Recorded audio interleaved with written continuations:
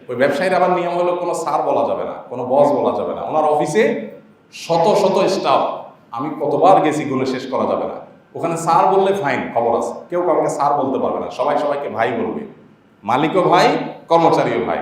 আরো মজার বিষয় হলো ওনার অফিসের টেবিলগুলোর কোনো টেবিলের কোনো বিশেষ সাইজ নাই, পুরা বিশাল বড় ভবন, পুরা বিল্ডিং এর সমস্ত টেবিল সমস্ত চেয়ার একরকম।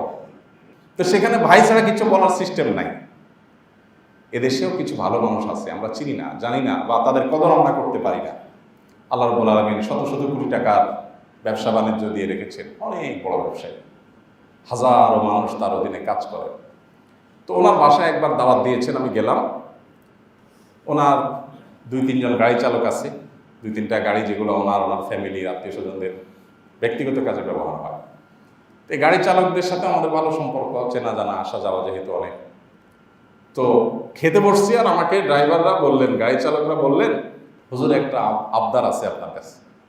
ভাই কি আবদার বলেন? ভাই সামনে বসা, বলে ভাইকে একটু বলেন গাড়িটা চেঞ্জ করতে হবে। এই পুরাতন প্রিমিয়াম প্রাইভেট কার নিয়ে আমরা ঢাকার বাইরে যেতে হয়, উনি গ্রামের বাড়িতে যান, উনি একজন পরিচিত প্রতিষ্ঠিত মানুষ, দেশের সম্পদ। তো উনি রাস্তাঘাটে দুর্ঘটনায় মারা গেলে, একটা বিপদ হলে কি হবে? ওনাকে বলেন একটা ভালো গাড়ি কেনার জন্য। আমরা আজ অনেকদিন ধরে বলতেছি, উনি কোনো কথা শুনতেছেন না, এই পুরান গাড়িটা চলা যায় না। তো আমি সাথে সাথে ধরলাম, ভাই ওরা তো ঠিকই বলছে, এই পুরাতন প্রিমিয়ামে কেন চলবেন না? আপনার তো টাকার অভাব নাই, একটা ভালো গাড়ি কেন কিনেন না? ঠিকই তো বলছে তারা, সেফটি, নিরাপত্তার ব্যাপার স্যাপার আছে।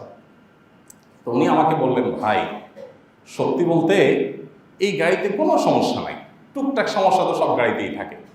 মুশকিল হলো আমি যেখানে থাকি এখানে নিচের সব হোমরা সমরা অনেক উনি ভাড়ায় থাকেন, ওনার নিজস্ব কোনো বাড়িও নাই, কোনো ফ্ল্যাটও নাই, কোনো প্লটও নাই ঢাকায়। শত শত কোটি টাকার মালিক, হাজার হাজার কর্মচারী, ঢাকায় কোনো বাড়িও নাই, কোনো ফ্ল্যাটও নাই, কোনো প্লটও নাই। সম্প্রতি একটা জায়গা থাকার জন্য আমরা একসাথে একটা মাথা গোঁজার জন্য একটা জায়গা নিয়েছি, সেখানে অনেক মানুষ, 20 জন মনে হয়, এর মধ্যে উনিও আছেন। সেটা শুধুমাত্র দিনই কারণে একটা শেয়ার নিছেন, তাও আমাদের সাথে। তো আমি প্রসঙ্গত ওনাকে জিজ্ঞেস করলাম, ভাই নাই কেন, সমস্যা কি?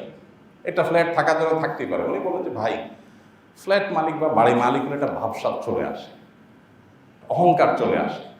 এখন আমি এখানে মনটা ছোট, আমি ভাড়াটিয়া, এরা সবাই ফ্ল্যাট মালিক, এখানে এক একটা ফ্ল্যাটের দাম অনেক টাকা, নিরাপত্তার জন্য এখানে থাকি। তো আমি ফ্ল্যাট মালিক না, এই কারণে আমার মধ্যে একটা মনটা ছোট থাকে। মসজিদে আসি আমি বিনয়ের সাথে, কারণ বাড়িওয়ালা না, আমার ভাবসাব নাই। তো আমি শুনে অবাক হয়ে গেলাম। গাড়ির বিষয় নিয়ে বলতেছেন যে ভাই এখানে সবাই খুব চকচকা গাড়ি বাইর হয়, তো সব ল্যান্ড ক্রুজার, BMW, এটা সেটা বের হয়। আমার ড্রাইভার সাহেবদের ইজ্জতের সাথে এটা যায় না, তাদের কাছে খারাপ লাগে যে তারা প্রিমিয়াম নিয়ে বাইক হয়। এই সমস্যাটা তাদের, আমার কোনো অসুবিধা নেই ভাই। এখন আপনি তাদেরকে বোঝান যে তাদের এই খারাপ লাগাটা উচিত কিনা। আমার তো খারাপ লাগে না, আমার কোনো অসুবিধা নেই, আমার চলার জন্য একটা গাড়ি হইলেই হলো। এখন আমার পাশে ফ্ল্যাটওয়ালা BMW, আরেকটা ল্যান্ড ক্রুজার, আরেকটা হয়তো আরো দামি গাড়ি, এটার জন্য আমি এটা নিয়ে চলতে যদি আমার অসুবিধা হয়, তাহলে বুঝতে হবে আমার ভেতরে সমস্যা আছে। শেষ পর্যন্ত উনি গাড়ি কিনলেন না, বহু চাপাচাপির পর সত্যি গাড়ি নষ্ট, সত্যি সমস্যা, তারপর একটা গাড়ি কিনছেন কোনো রকম, তাও মালয়েশিয়ান, ভালো কোনো দামি গাড়ি না। তো ভাইরা আমার, অহংকার এবং বিনয় এটা কিন্তু মানুষের কাজে কর্মে প্রকাশ পেয়ে যায়, আচার আচরণ দ্বারায় প্রকাশ পেয়ে যায়। আপনি যে কোনো চেয়ারে বসতে চান না, আপনি সামনে না বসে পিছনে বসাইলে আপনার ইজ্জতে লাগে, অহংকার। এগুলো অহংকারের সিমটম, ক্যান্সারের মতো, বোঝা যায় না, অনেক দেরিতে ধরা পড়ে। আপনি ভিতরে অহংকার লালন করছেন যে আপনি টেরই পাচ্ছেন না, নিজের অজান্তে অহংকার করছে। এই জন্য নিজেকে বিনয়ী করার চেষ্টা করা। আল্লাহ তাআলা আমাদেরকে ছোট থেকে বেঁচে থেকে নবী করিম সাল্লাল্লাহু আলাইহি ওয়াসাল্লামের অনুসারী হিসেবে বিনয়ী হওয়ার তৌফিক দান করুন। আস-সুন্নাহ ফাউন্ডেশন, উম্মার স্বার্থে সুন্নাহর সাথে।